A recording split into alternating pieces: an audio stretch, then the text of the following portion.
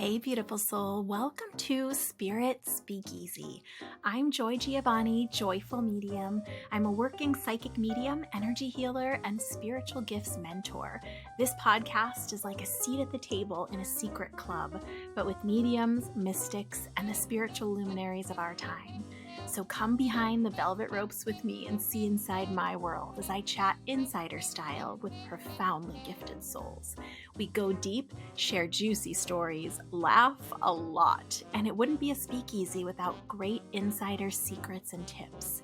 You might even learn that you have some gifts of your own. So step inside the Spirit Speakeasy.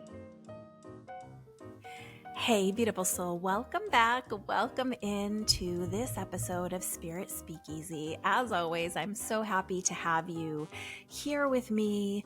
And this week, what I want to talk about is grief, especially as we move into the holiday season, the end of the year. Of course, we have holidays and gatherings all year long, depending on your own personal traditions and beliefs and what you celebrate throughout the year. But for some reason, for many reasons, I feel like sometimes grief or these feelings of loneliness or being alone are differently highlighted towards this end of the year time. If you're listening to this at the time it's being released, we are in November, but this information still holds true through, December and the new year in January when we celebrate our calendar new year and the other types of new years that people celebrate throughout the year, as well as even going into the Valentine's holidays and the springtime holidays and summertime holidays when people do gatherings. So I don't want to kind of dampen the mood, but I feel like it's so important to talk about this. As a medium, a psychic medium, I often see people who are grieving and who have loss in their lives. But I just want to remind everyone that grief doesn't always equate to someone crossing over to the spirit world. We can be grieving in lots of areas which is where the psychic work often comes in. Not only can we be grieving the loss of a person to the spirit world, as I mentioned, but we can also be grieving. I've been divorced, and I know many others have been divorced. And even if it's not a divorce of a marriage, it can be the breakdown of a relationship. It can be a challenged relationship with people in your life, with friends, with certainly romantic partners, with adult children, with more extended family members. So we can be grieving in areas of relationship. I know a lot of people have had shifts or unexpected like layoffs in their jobs. So perhaps we're grieving a job or a career that we wanted to be in that now has been kind of rug out from under us feeling. I know people that have lost their homes this year because of financial upheaval. So there are so many things that we can be grieving. And if you are not finding yourself in grief this holiday season, certainly someone you know is, and it's really valuable to be able to witness and listen and hold space and support. So whether you yourself are finding that you're facing grief this holiday season, or whether you are showing up to support people you care about or people you know in your life that are, I'm hoping that these 11 tips for grieving through the holiday season will be of use. Quite honestly, I made some notes for myself as usual, but I wouldn't be surprised if this turns into more than 11 tips, just because you know how it is when I get talking. So whatever it is that we are facing in a grieving capacity. And the other thing is, remember, sometimes those emotions of grief can just rise up unexpectedly. Maybe you're not feeling like you're in a river of grief throughout this whole season or throughout a whole period of the year, but maybe it's something that's rising and falling for you as events occur, as time passes. People tend to, particularly as I mentioned, get nostalgic around certain holidays or the year changing, that kind of thing. And especially in the Northern Hemisphere, we are in this period of the year where it gets dark very early, depending where you live, earlier and earlier. And sometimes that can just make things feel a little different for some of us. I know when I was growing up, I suffered from seasonal affective disorder before it was technically a thing. So you might even just be feeling a little extra heaviness, even if you can't put your finger on what you're grieving per se. So I'm going to go through these tips that I've come up with, some of it based on client sessions that I've had over the years, some of it based on inspiration from other books I've read or podcasts I've listened to or people I've talked to. We can get a lot of good suggestions and make them our own through others, of course.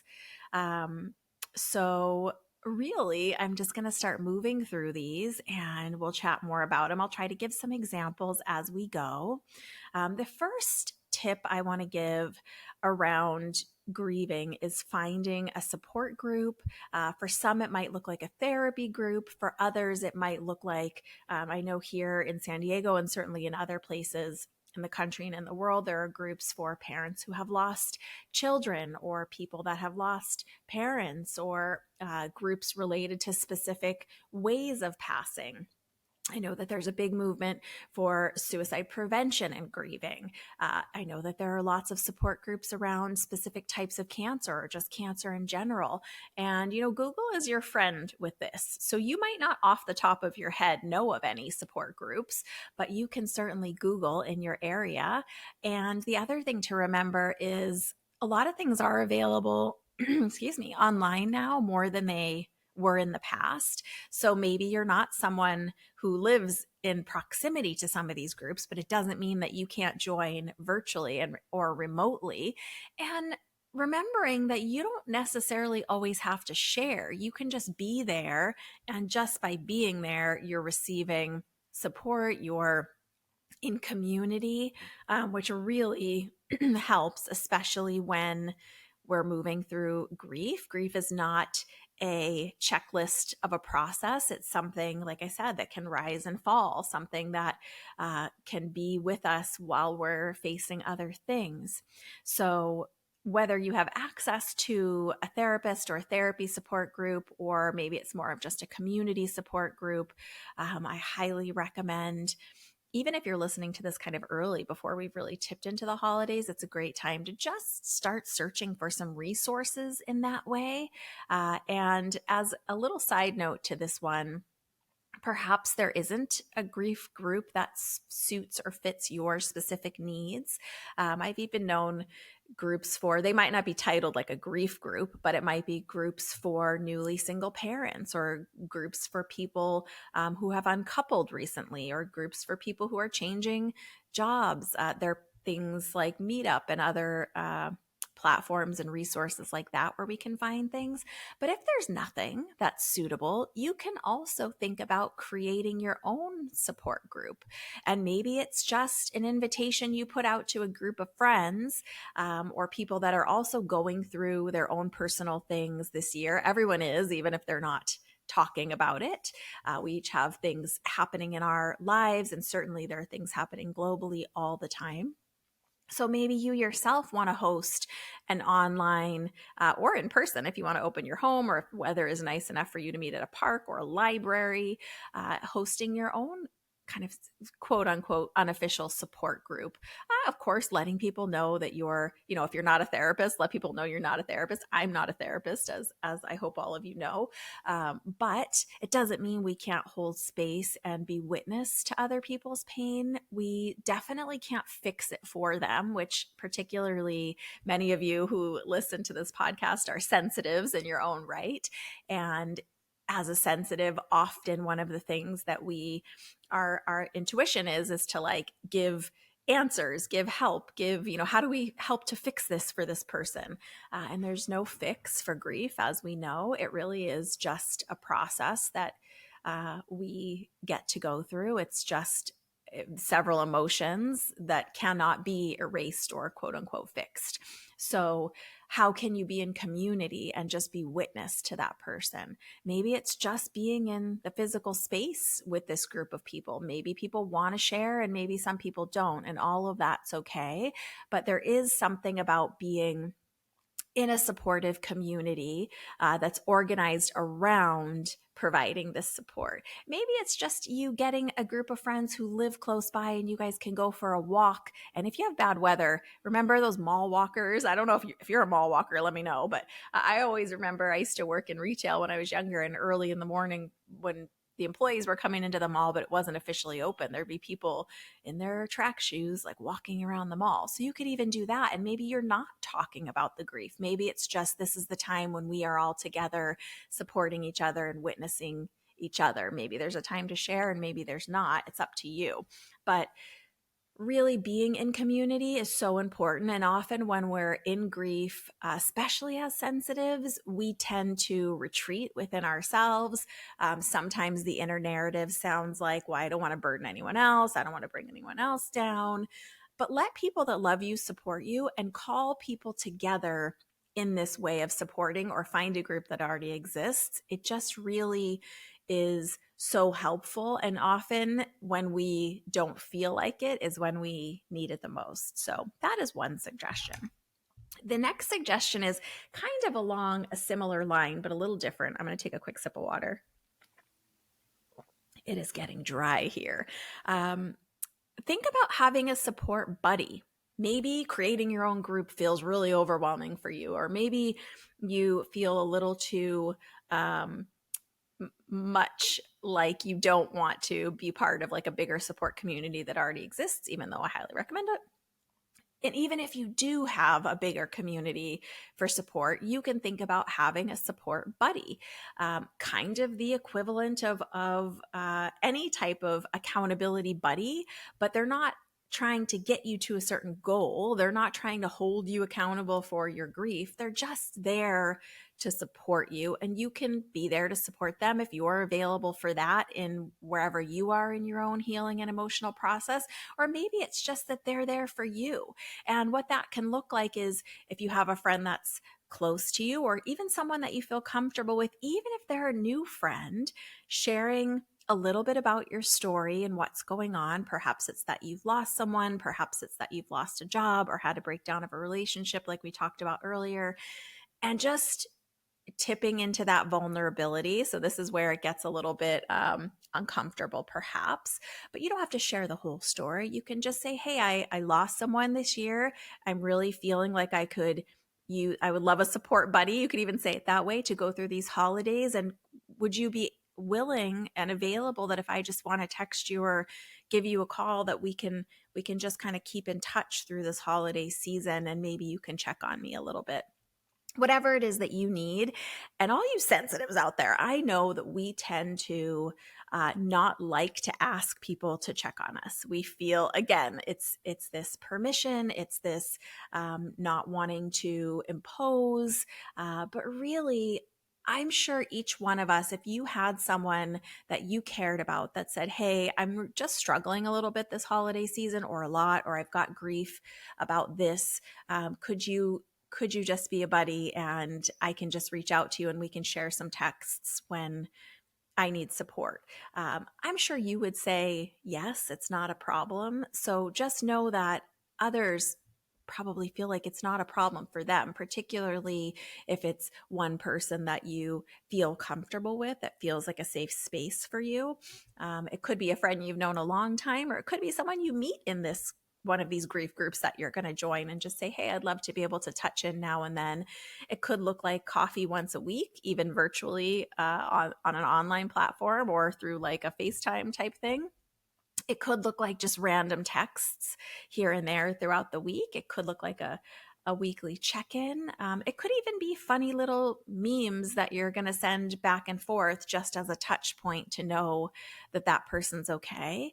Certainly, certainly doing a therapeutic relationship with a licensed counselor is wonderful if you have access to that. But a support buddy is a great assist for that. So just kind of start thinking about who you know that you would feel comfortable with, even if you don't want to talk about what it is that you're grieving, but just having a person there, kind of a lifeline, if you will, that you can just touch into, even if it's to get a break from being in your own head, someone that doesn't require things of you. It's just the role is support buddy. And I feel like all of you have someone that would be willing to do that, particularly if you met them in some kind of a support community. And there are tons of online support communities as well. So I really encourage you to dive into Professor Google is the joke, but and just see where you can find your support buddy. I can almost guarantee that at least 95% of you already know someone that would be more than happy to just do gentle check-ins with you throughout, until February, or until, whatever the month is that you're needing that extra support in, or maybe it's a few months. The third suggestion that I have is, throughout the holiday season or whatever season you're in, finding ways to honor what was. Now, if we're grieving an individual, we can certainly find ways to honor their life, to honor their dreams. I know many people that have started foundations or community organizations in honor of a loved one that has passed, in honor of something that they wanted to do. I know people that do fundraising for scholarships in someone's name because they didn't get to go to university in their lifetime, for example, and want to kind of pay that forward to others.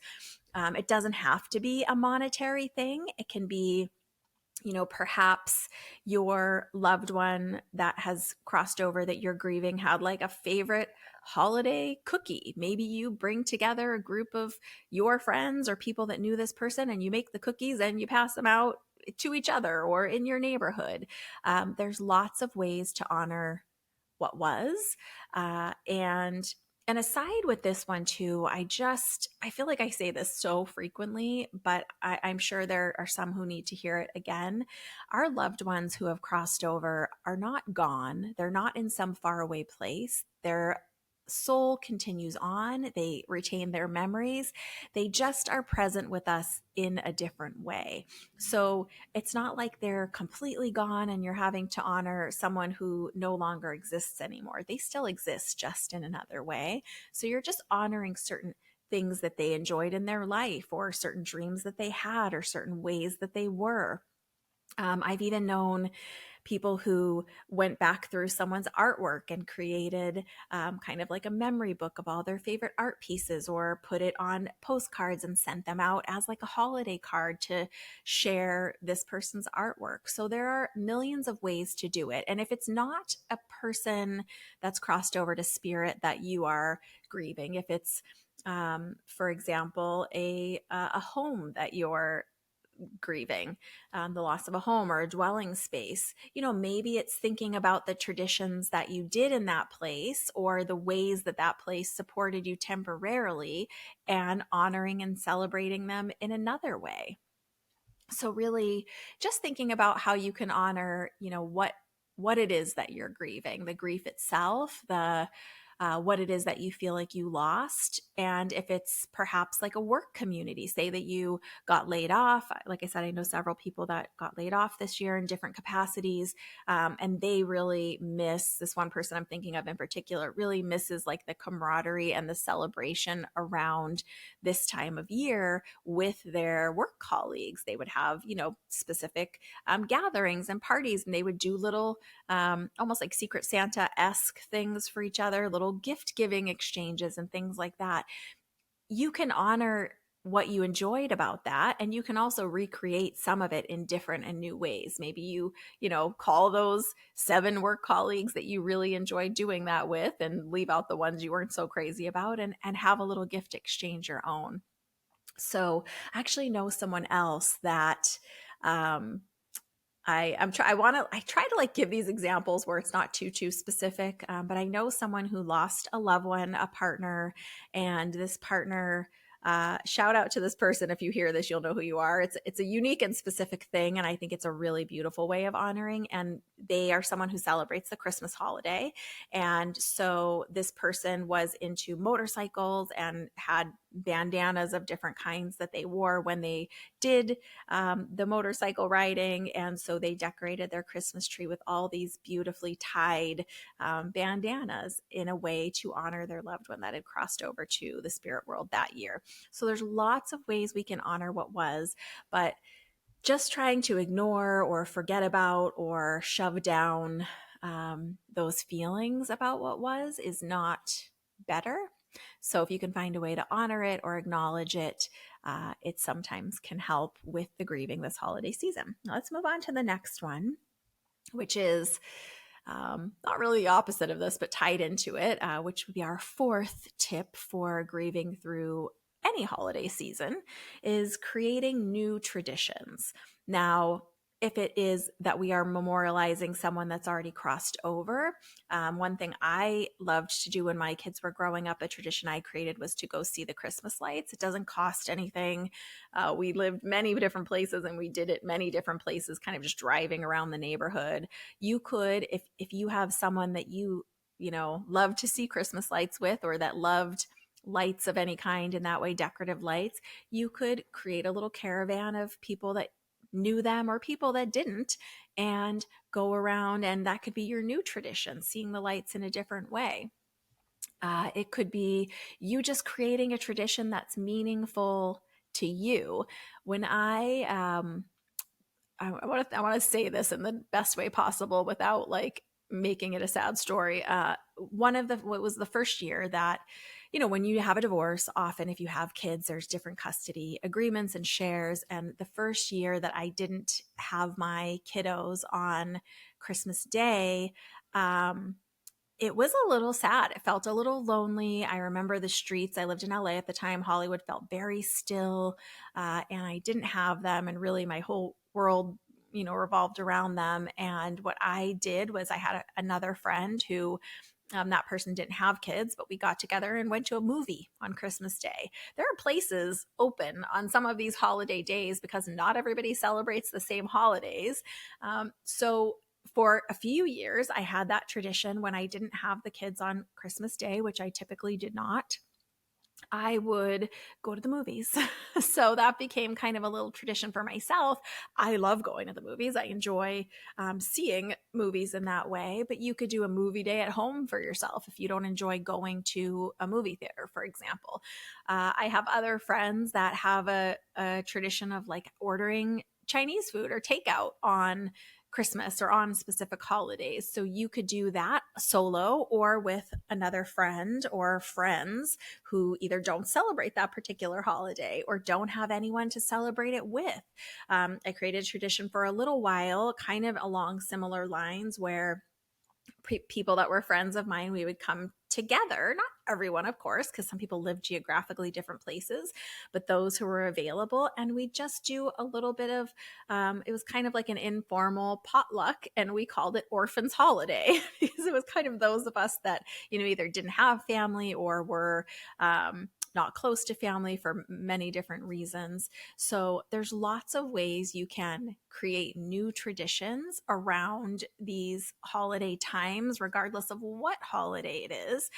For a long time, because I live geographically removed from a lot of my extended family and just don't have a very close relationship with them, I would do on Thanksgiving Day, we would not obviously, but we did food at some point during the day because like most of us eat most days.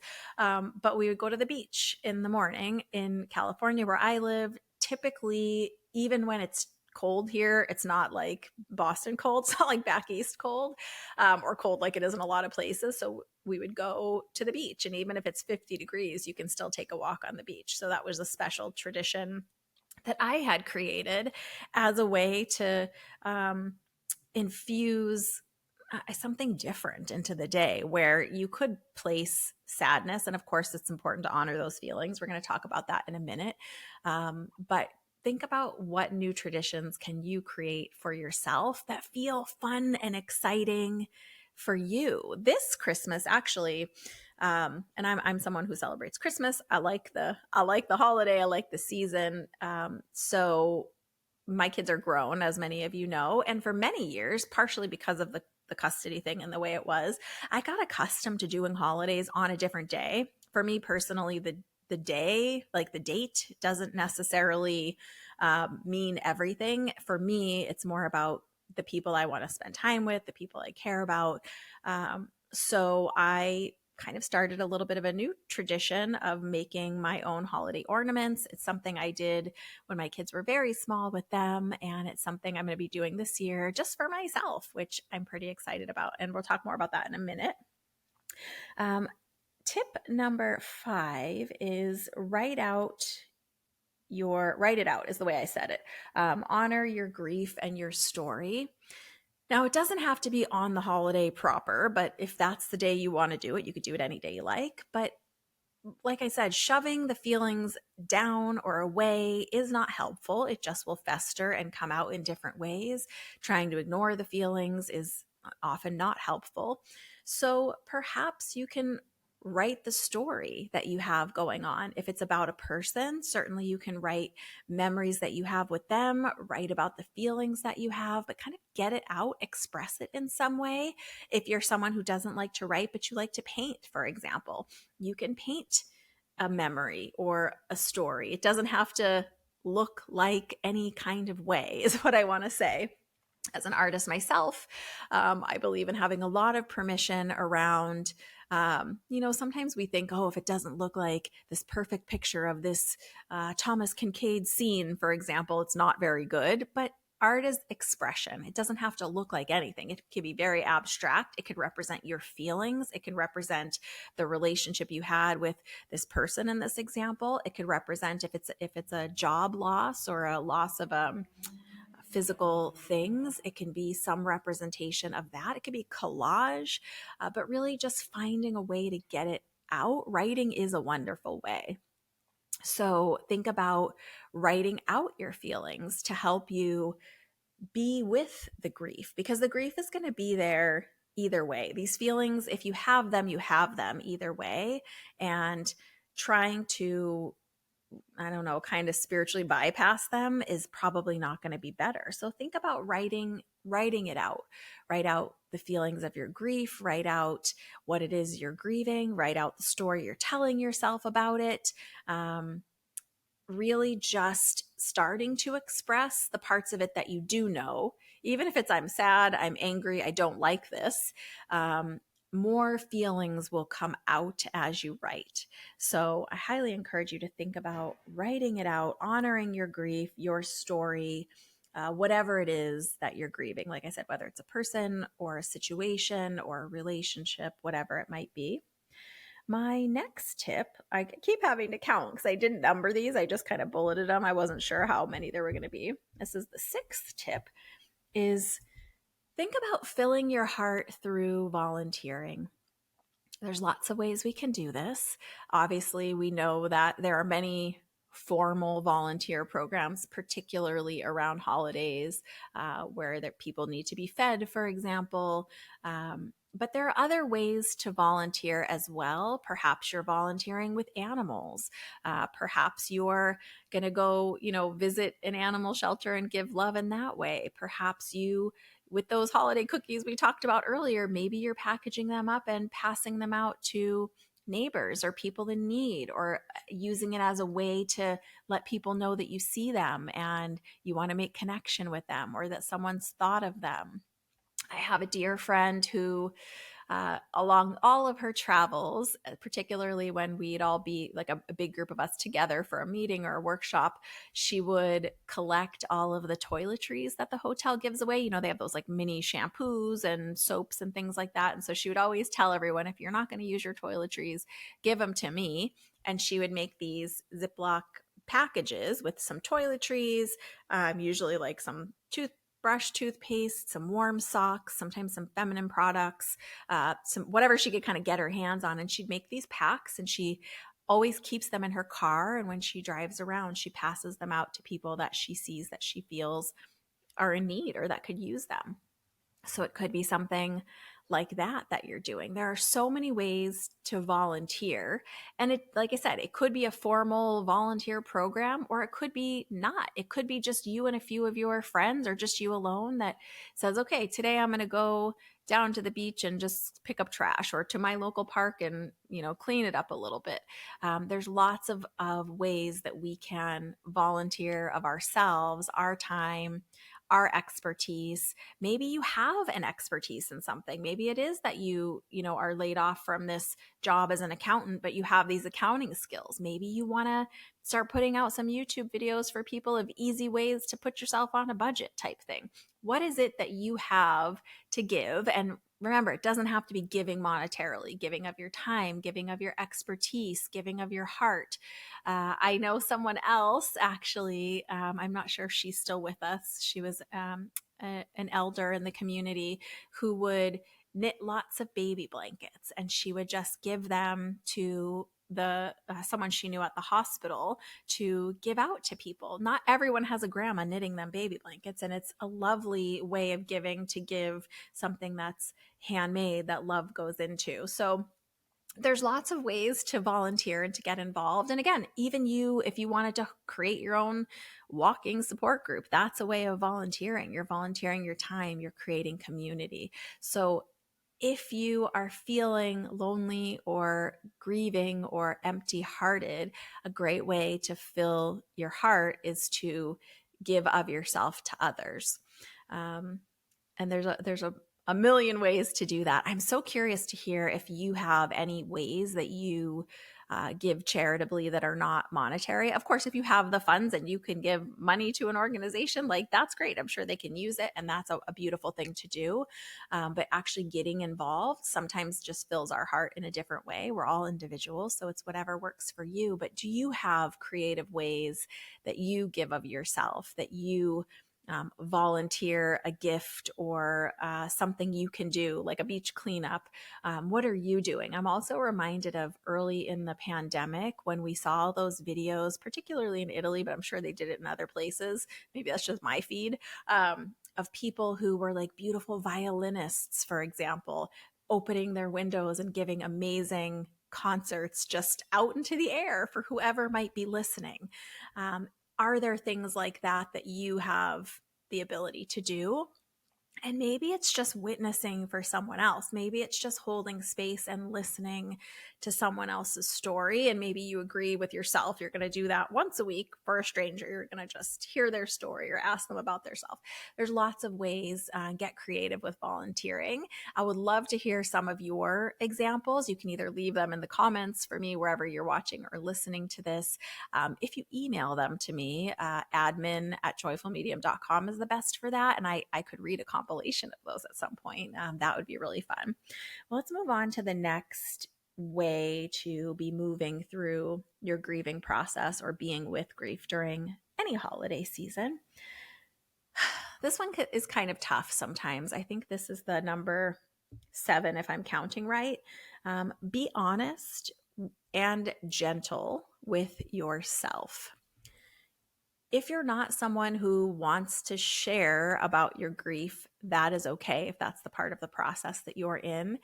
And if you do want to share, maybe only with a therapist, you don't have to share your feelings with everybody. If they're private, it's okay. If you want to keep it to yourself, it's okay.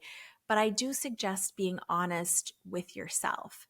Maybe there's a day that you wake up and you're just not feeling it, and you're really deep in those waves of grief that day.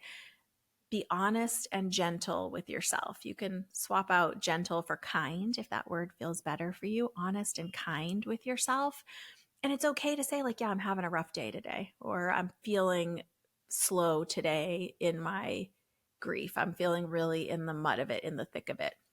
And again, this goes for whether you are feeling and grieving about a person that's crossed over to spirit. They're with you and supporting you through your grieving process. Again, I just want to highlight that, by the way. But if you're in breakdown of a relationship, perhaps you are uncoupling this year with your partner, and there's days where it just is tougher for you. Maybe you separated and are living in different spaces, and you find a pair of their socks, for example, and it really hits you and gets those emotions. Just being honest with yourself about how you're feeling. We in our culture and society are so, the word is programmed to give the response, I'm fine. I'm fine. It's fine. I can do it. Keep going. Right. Many of us, that's the way we've had to live our lives. If you have a trust fund, that's wonderful. Congratulations. I don't, and most of us don't. So, yes, there are practical aspects and ways that we do get to keep going, but also um, just being really honest and gentle with yourself. Maybe you don't wear makeup that day because you just don't have it in you to put it on. And that's you being honest with yourself, saying, you know what, I'm going to go to the store and pick up these groceries that I need because I'm going to nourish myself. But also, this is a tough day for me, and I am not going to put myself together. I'm not going to shower. I'm not going to do makeup. I give myself permission to just go to the store and come back and not engage. It's being honest with yourself with what you need in that moment and being kind and gentle to yourself, not beating yourself up and saying, oh, I can't believe you're going to go into the world looking that way. You probably smell like pig pen, and who's going to look at you with no makeup on? It doesn't matter. It's just being honest with yourself, with where you are, and practicing some self-compassion, being gentle with yourself and kind with yourself, just like you would for anyone else. If there was someone in your life that was grieving in any capacity, and maybe they articulated it to you and said, I'm having a really tough day. I'm here, but I couldn't get it together to do my hair, but I'm here. You would give compassion to them and kindness and say, okay, that's okay. I don't care what your hair looks like. I'm glad you're here. Thanks for showing up. Or, maybe they couldn't show up in whatever way you thought you needed them. If they let you know and were honest and came from a true place, you could give them gentleness and kindness. Can you do that for yourself is what I'm asking here. It's not always easy to be honest with ourselves about what we are feeling. Sometimes we don't even know what we're feeling. Sometimes it's a stew of messy emotions, right? But sometimes that can give you the space to either sit with yourself, go for a walk. Maybe you're somewhere where it's cold outside and you got to find a treadmill to walk on, or walk around your own place, or sit and stare out a window if you have the time, and just get really clear and honest with your feelings, whatever they are. It's okay to have all the emotions when you're grieving, and sometimes we have them all at once, and sometimes they come in different segments. So just allowing yourself to be honest with yourself. You don't have to share it. Again, I experience so many clients who have lost a loved one, particularly, that due to either aspects of the relationship or perhaps an aspect of the passing, they have some anger as part of their grief. There's things that they are feeling angry about, and they, not always, but occasionally, they don't like to be honest with themselves. They feel bad for having that angry feeling. They feel shameful or wrong or embarrassed that they shouldn't be angry. It's okay to have the emotions you have. It's up to you if you choose to share them with others, but at least being honest with yourself, particularly around whatever is rising for you as grief this holiday season and during any holiday season. All right, let's move on to, I want to make sure I'm saying these numbers right. Number 8. This one is a pivot. So being honest with yourself, yes, but also think about flexing your creativity. As I mentioned, I'm going to be making some holiday ornaments this year that are very crafty. I'm a bit of a craft nerd when I choose to be. So that is one way I'm flexing my creativity, and I've kind of planned for it ahead. I know that my kiddos will not be with me on the exact days of the holiday. They've got things going on. My son is actually in another part of the country right now, and my daughter's just in another part of town. But she works and she has other relationships, and I don't know when I'll see her throughout the holiday season, although I'm sure I will. But for me, I know that I can use those days or days pre holiday days or around those holiday days to flex my creativity. That's something that always helps me, particularly when I'm moving through tough emotions of any kind. Actually, a couple weeks ago, some of you know this, taught myself to crochet, which is something I did when I was a kid. You could learn just about anything on YouTube. I'm convinced. I say that all the time. So that's one of the other creative outlets that I'm going to be doing this holiday season. And maybe you're not expecting to be grieving. Maybe you're living your best life and you're feeling just fine. And if you're like me, you're single and happy and things are generally okay and going fairly well. Sometimes we can be triggered by something unexpected. It could be someone mentions a previous partner or mentions something that we still have some feelings about. Maybe we didn't even realize we had more feelings about. So, for everyone, whether you feel like you're grieving this holiday season or not, I might just prepare some ways that you can flex that creativity. Maybe you're going to make a holiday playlist and that's your jam and you love music. Maybe you hate the holiday music and you're like, I need some playlists that have no holiday music because I get really burnt out by hearing all the holiday music. Whatever it is for you, there's so many ways to be creative. Maybe you're going to redecorate your house or even just like reorganize what you have. Maybe it's crafting something if you're crafty. Maybe it's learning a new recipe or exploring changes on old recipes. There are so many ways that you can be creative and flex that creativity. I just encourage you to start thinking about some ways that might feel good for you to explore your creative side. If you already know you have a creative side, you probably, like most of us, have a stack of books waiting to be read and a stack of creative projects, on a list or in your mind or that you've ordered some supplies for. But just giving yourself permission to lean into the creative side of you this year.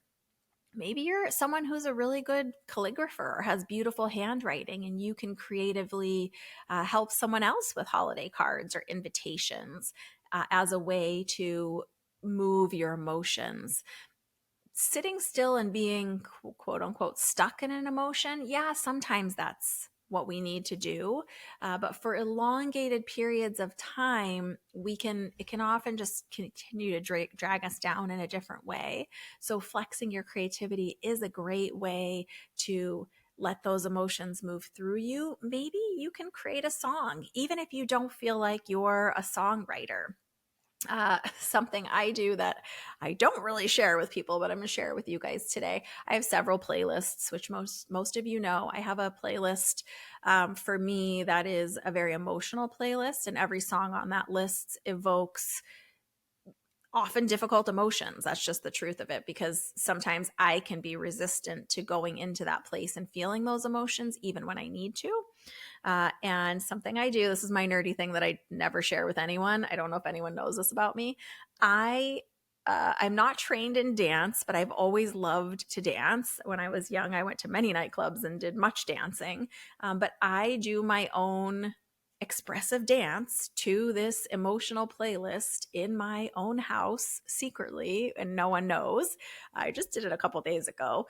And typically it's mostly dark, shades drawn. I'm not trying to do a show for neighbors. It's just for me. And I really just move my body. And perhaps you are differently abled in your body. It's okay to just only move the parts of your body that you feel comfortable moving in ways that help move the emotion or that you feel are expressive to the pieces of music that mean something to you. Maybe it's a happy dance, but maybe it's an emotionally expressive or emotionally charged dance. So just a little nerd fact about me. It's something that I have always done my whole life. No one ever taught me to do it. It's just a weird thing about me that I do. It's not something I would ever do for anyone else. It's totally private. It's very personal, and often really just helps me to move those emotions through my body, through my system, helps me to acknowledge them. And it's not even always about releasing those emotions. Sometimes it's not something that can just be shrugged off and released like that, particularly if it's something you're really grieving, but it can help you to feel them in a different way. If it's a person, maybe it's, a playlist that was lots of favorite songs that they had or that you had together that you can move your body to. And depending on how gas prices are where you are, I also used to take long drives as a part of creative ways of grieving. I don't know how creative that is, but just finding ways to flex your creativity as part of grieving through holiday seasons. There, for those of you that are a little bit artsy or crafty in any way, there's some great sales at lots of craft places. But I also, in the past, have gone to like thrift stores or secondhand stores and found things, flea markets, swap meets, that kind of a thing, and found things that I could creatively make into other things as a way of, I guess now we call it upcycling. It's fancy now, but it didn't used to be. So perhaps there's a way that you can use your creativity in that way.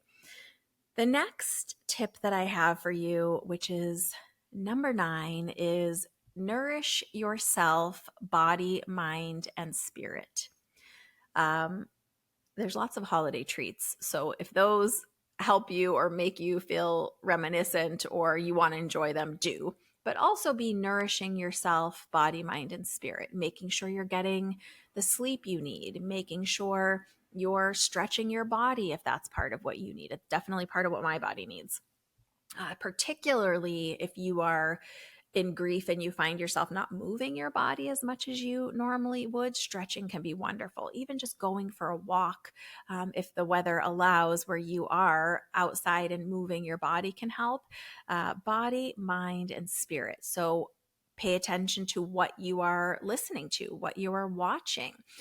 It's great to, YouTube. I love those of you that listen to this podcast. Thank you very much. There's lots of episodes that hopefully will nourish your mind. YouTube's got a ton of great stuff, videos and content that people have put together that will nourish your mind. Sometimes I had a time recently where as I said, the grief can kind of rise and fall. I had a rise of grief in my own space, and I watched Discovery and National Geographic documentaries for half a day as a way to kind of nourish and nurture myself. So make sure that you're nourishing yourself and nurturing yourself.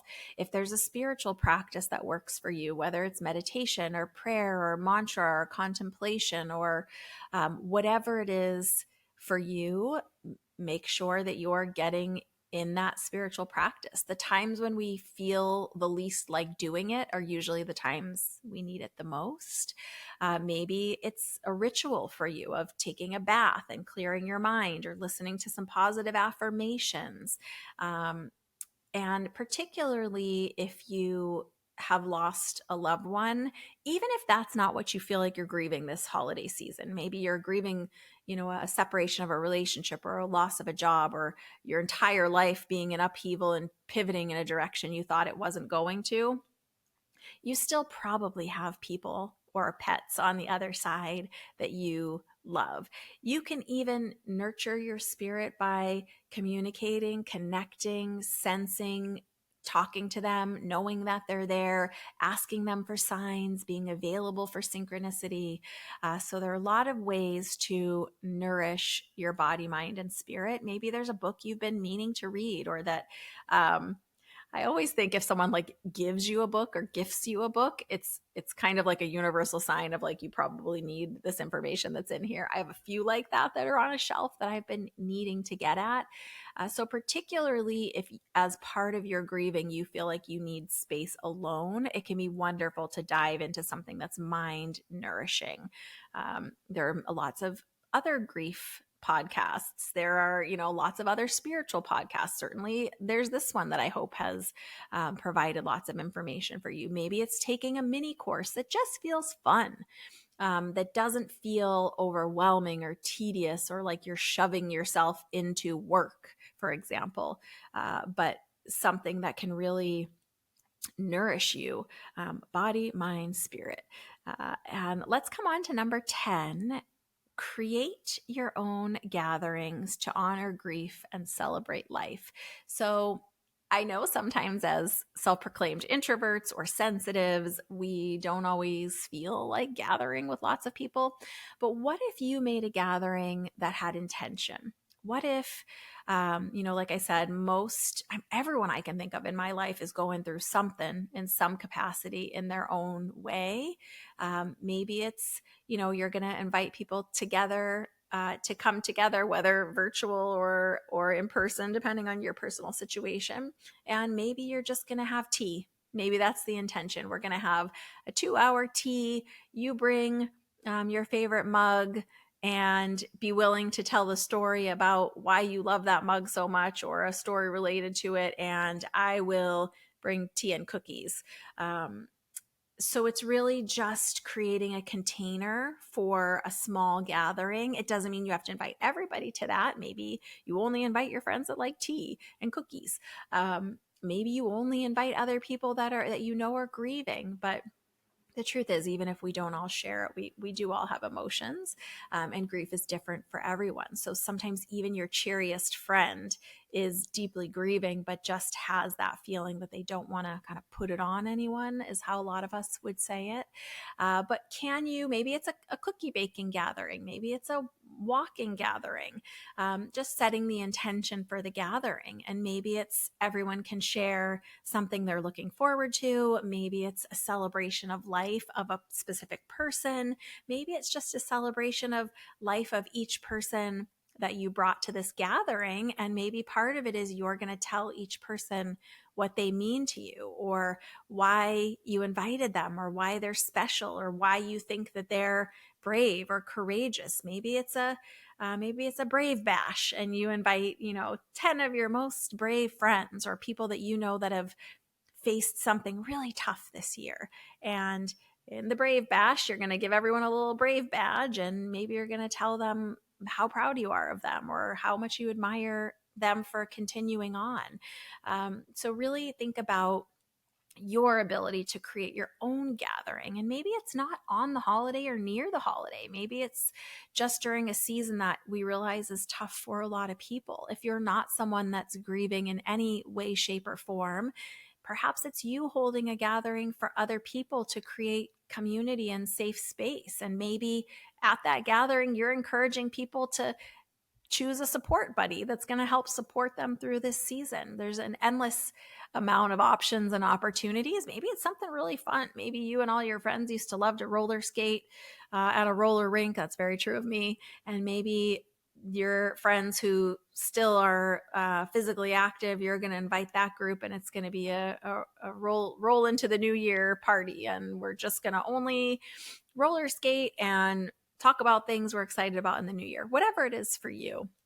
But think about creating your own gatherings. I know a lot of people feel like gatherings are very stressful at this time of year, with high expectations and often not always having the group of people that we feel comfortable and safe with, especially if we're not the one hosting. But you have the ability to create your own gatherings. And maybe it's a Zoom gathering. Maybe it's a ringing in the new year on an online platform. There's obviously others than Zoom. I'm not sponsored by them. It's just the one I use. So it's the one that popped into my mind. But there's lots of ways to do it on, even Teams. I think there's like a way to meet through like the workspace meetings. And my final 11th tip for you is practice this and. So sometimes we can get so singularly focused, particularly those that are grieving a loved one crossing to the spirit world. Sometimes the sentiment I hear and understand from people is, how can I possibly be enjoying these holiday lights when I just lost this person? Or how can I possibly enjoy a warm meal with friends when I know people in this part of the world are suffering so deeply? And that's where we can come to this idea of this and. Enjoying moments in time, enjoying something that is beautiful, enjoying a gathering of people and being grateful for what we do have, and also acknowledging, recognizing the tough things going on. So sometimes it helps, and it's okay if it feels like a little bit of an escapism, right? If you're just going to leave your worries behind and go to this little gathering or go to this movie or do whatever it is. But just practicing this and can be true. More than one thing is almost always true in any given moment. And sometimes, even like I was saying, sometimes we've lost someone and we have angry feelings at them. It doesn't mean we can't also hold love for them at the same time. Or we are in a lot of pain or grief around seeing other people happy and celebrating, but it doesn't mean we don't want them to have their own loved ones, even if we've lost someone. So, really, just practicing and honoring this and if that means as part of all this that you choose to opt out of a gathering, give yourself some permission for that too. I'm so grateful that you invited me to this gathering. I'm not going to be able to attend, but I'm wishing you the best time. I need some space for myself. I need space for myself, and I'm wishing you a wonderful gathering and thanking you for inviting me. Maybe it is that you are going to go to that gathering anyway, and just letting your host or your buddy know, I'm having a really tough day. I'm showing up anyway, but I'm not going to really engage a lot. I'm just going to kind of be here in a mellow way. I'm here, and also I'm not prepared to really contribute a lot other than my being here. And just you being there is enough, by the way. For those that are supporting people who are grieving in any capacity at this time of year, just being with them, just witnessing, just holding space, just sending them a message or checking in, just giving whatever version of I see you or validation is enough. And sometimes it's hard and we want to retreat because we think I can't help that person. I can't fix this situation. I can't bring back this person. I can't make these two people stay together when it's not working. We feel like I don't know what to give them. I don't know what to contribute. I don't know how to support them. But most of the time, just being there, being a witness, is enough.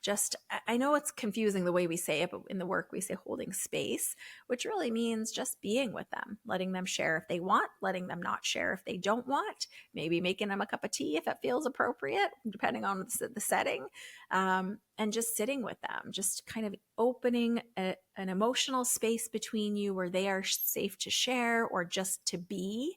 And just being available for them is enough. A lot of times we feel like it's not. But again, that's also practicing this person's grieving and I don't know what to do, but I'm just going to show up. I'm just going to let them know that I'm here, even though I feel totally helpless in doing anything for them. So I hope that this little list has given you something to think about and given you even just one or two things to consider or hold on to through this holiday season, but through any season of gathering. Like I said, there's lots of times of the year that we gather or that we could feel alone or lonely or that we can be in grief about any number of things. And like we talked about, grief is something that rises and falls. It's not something that's like a race where it's linear and we can just kind of cross the finish line and be done. It doesn't really work like that. Old grief can, or grief that's been with us a long time, can lay dormant for a while or be a little less noticeable for a while, and then we can be somewhere or see something or hear something and it rises back up. So it's just so important to honor what you're feeling, find someone to share it with, even if it's in a message board and a chat with someone that you don't even know. That's okay too.